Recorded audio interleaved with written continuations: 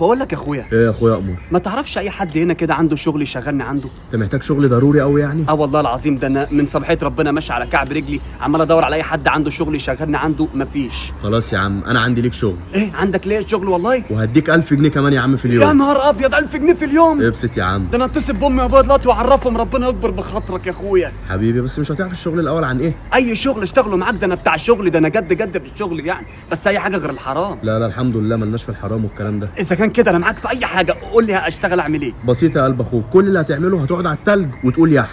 اعمل ايه؟ هتقعد على التلج وتقول يح. اقعد على التلج اقول يح؟ اه. صدق ان انت راجل مهزأ.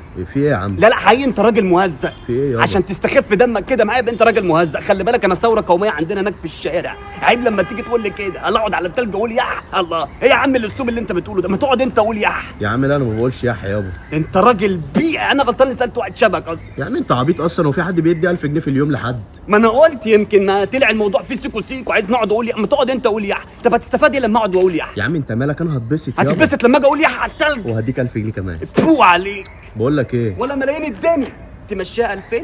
2000 ماشي. طب ماشي 2000 التلج. إيه؟ بعت كله عشان الفلوس؟ لا ولا عمري ابيع اي حاجه ولا اقول يح.